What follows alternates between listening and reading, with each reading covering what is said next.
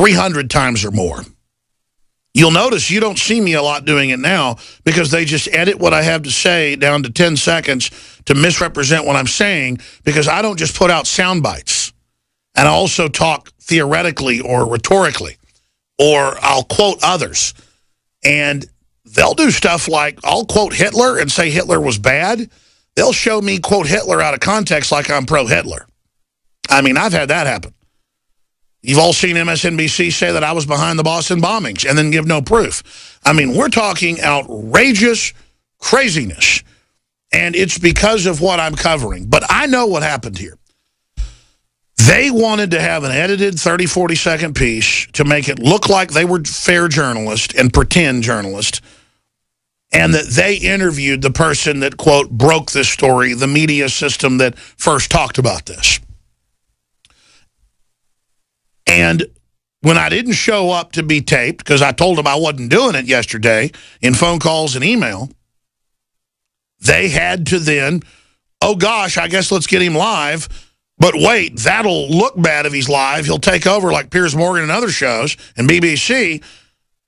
And so I get called at 8:48. It would take that long for me to go and get in the car and maybe get there. So I was sitting right there with coffee at the computer reading news. Beep, cars downstairs. I didn't call them, nothing. Because I don't worship them. I'm sick of just waiting for the mainstream media and going to their studios 3 hours before. They wanted me there at 6 a.m. or to be picked up at 6. And then just sit there in case a bunch of Washington wonks. I mean, have you seen, used to they at least had interesting reporters and interesting newsmen and women who you wanted to watch, who were stars. Tom Brokaw, Dan Rather, Marley Safer, all these cool people. Now you watch it, it's all a bunch of political operatives of the Democratic Party mainly. 80% of them on average. A bunch of boring mummies on TV. I mean, imagine if Karl Rove had his own show, it'd be boring. I mean, it's just you wonder why you don't have any viewers anymore. These Sunday news shows used to have 10, 15 million viewers. Now they got 3, 4, 5 million if they're lucky. And then I'm just going to let you edit what I have to say? Eisenhower warned of the military-industrial complex taking over. We have the military trained to take on gun owners and vets. It's all over the news. The military is telling us about it. They don't like us. Exposing this. Here is the Eisenhower quote. In the councils of government, we must guard against the acquisition of unwarranted influence, whether sought or unsought, by the military-industrial complex. The potential for the disastrous rise of misplaced power exists and will persist. Should I play the actual TV clip? I was going to go on and quote that. And I had gotten myself where I'd memorized it yesterday, and I was going to open with that. And then I was going to clean their clocks. I was going to say in every other third world country and dictatorship, the military's been used to take over. From the Soviet Union, with the rise of the Bolsheviks, to Nazi Germany, to Mao Zedong, political power grows out of the barrel of a gun. And here I have Forbes, and here I have Reuters, with the headlines that the military's main mission is taking on the American people. Now, as Senator Cruz has said, the mainstream media has lost credibility, and so has the government. And so Texas is concerned, and Governor Abbott simply said we're going to monitor it to allay fears. And you then put out hundreds of editorial articles and editorial cartoons showing Texans picking their nose, wearing Alex Jones fan T-shirts and tinfoil hats, pointing guns at Governor Abbott. That's the L.A. Times cartoon graphic that we'll put up on screen from the L.A. Times itself. But you type in Alex Jones, Jade Helm, there's 250-something articles today, and this cartoon is one of them, with the Alex Jones fan and the Texans eating their boogers, and the Texan with a rebel flag putting a gun to the head of the governor. What's constituent? Must be fancy word for patriot. And as the governor saying, I know the U.S. Army is not about to take over Texas and lock up everyone in Walmarts, but since my constituents believe it, I'm sending in the state guard.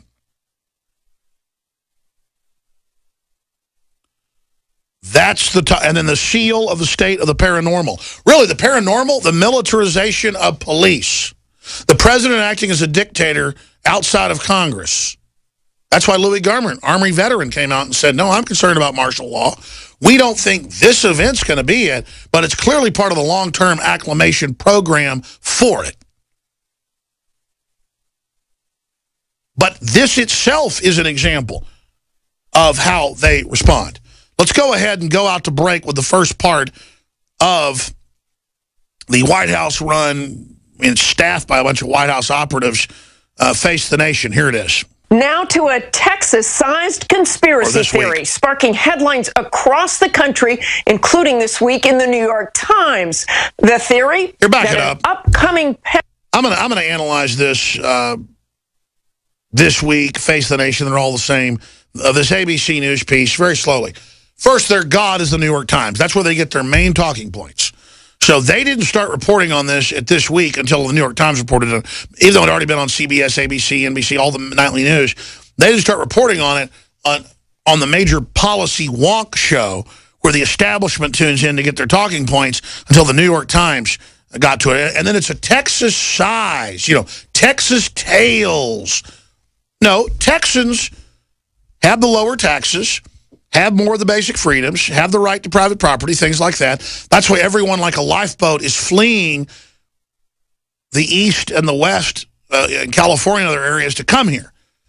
So you make the jokes, you show some country music and some hayseeds and imply, we're all a bunch of bumpkins, don't know what go on. Now, we know the John Warner Defense Authorization Act, the Patriot Act, the rest of it. So, again, we're going to go to break, so we have plenty of time. I'm going to come back, and I'm going to play this and just analyze this from the front to the back. But remember, they wanted to claim that they tried to have me there to debate me, but magically it didn't happen. Magically.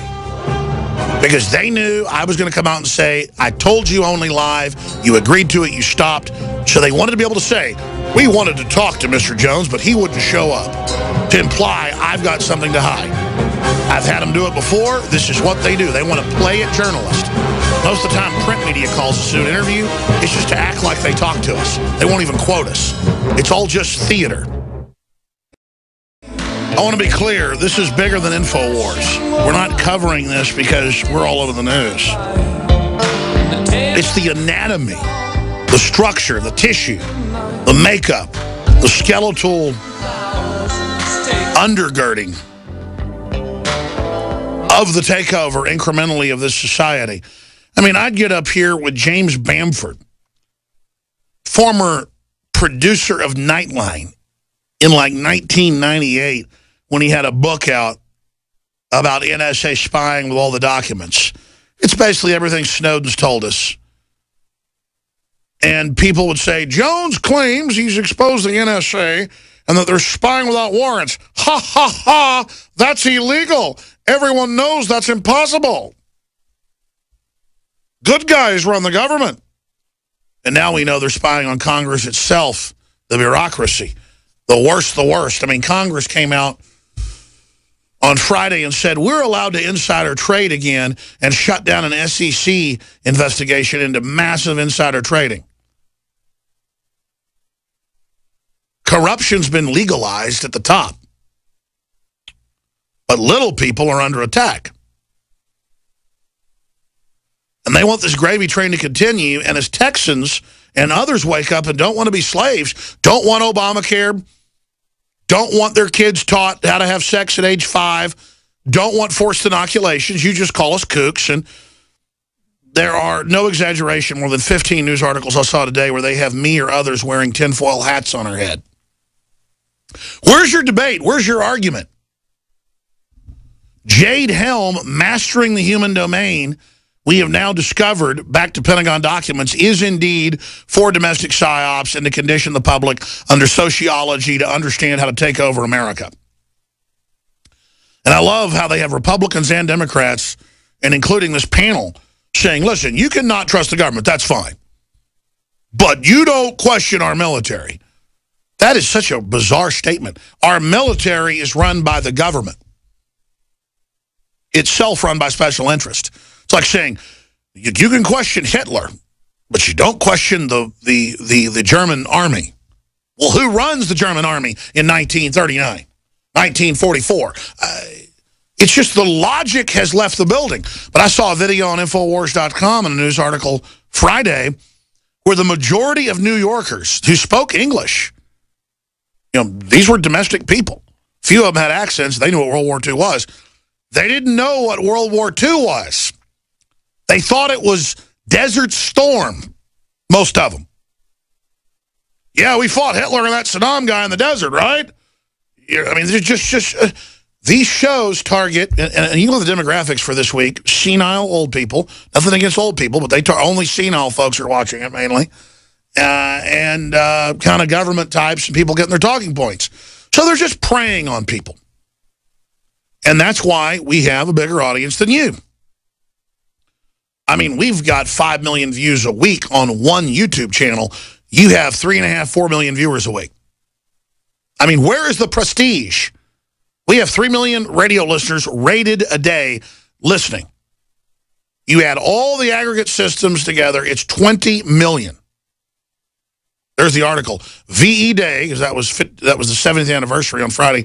Americans don't know what World War II was. See, that's the type of American that these shows have helped create. Totally dumbed down. Totally mindless. Now, I'm going to try to shut up and not pause too much during this and maybe just write notes because it is really hard to listen to. But let's go ahead and go to the piece that they claim I chickened out on. Does anyone really believe I chickened out to debate these people? They chickened out and said I couldn't come on live. And then I said, why do you want me there 3 hours early to tape it?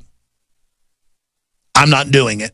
I'll do live or nothing. And they didn't respond and then showed up 12 minutes before airtime so they could claim with their $50 taxi cab that I was a chicken.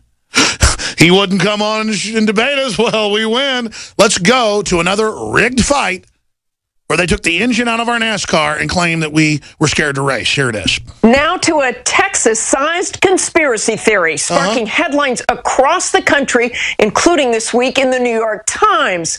The theory that an upcoming Pentagon training exercise is actually part of a plan to impose martial law. Pause. To many, it's far-fetched, but not to Texas, because, they're knuckle draggers. We have said that is preparation for all-out conditioning. And then we show the Pentagon documents. So let's go back to her. Fetched, but not to some of the top politicians in the Lone Star State. Here's a... And you know why? Because they know, as Louis Gohmert, the congressman, said, it's in all these Pentagon training manuals to take on veterans, gun owners, conservatives, libertarians, and Christians. So, see, everybody knows because you're on MSNBC promoting how we need to arrest all the Tea Party and how great it is to have the IRS persecute people. I mean, they own up to all that. You guys ship guns into Mexico to blame the Second Amendment. You've opened the borders up outside of law. Obamacare is gang raping the country. You're saying we can keep our doctor and all these lies, and you're not. So you can sit there all pretentious with your shrinking audience, like an African water hole. You're all like a bunch of crocodiles in there. There's not about to be any water left, and you're just snapping. But you're still a mighty crocodile. Even though you're on your last legs, you still are arrogant. You still are a predator, aren't you? Just another control freak predator. I can't even look at her. Just go back to the clip. BC's David Wright. Mamas, tell all your babies, don't mess with Texas. From Willie Nelson on down, it's practically the slogan of the state. Don't mess with Texas. And that may explain the reaction to Jade Helm 15, a multi-state training exercise for U.S. Special Forces planned this summer for the Southwest. Talk show host Alex Jones among the many, stirring up concerns on conservative websites and social media that Jade Helm is a Trojan horse for a federal invasion, a dress rehearsal for martial law. This is in preparation for the financial collapse and maybe even Obama not leaving office. I mean, I'm telling you, this is so huge. Never mind the Pentagon's reassurances to the contrary. Is the U.S. military planning to overtake? Back it up. This is the Secretary of Defense about to speak and deny it like it's a big joke, and everybody laughs like little lapdogs.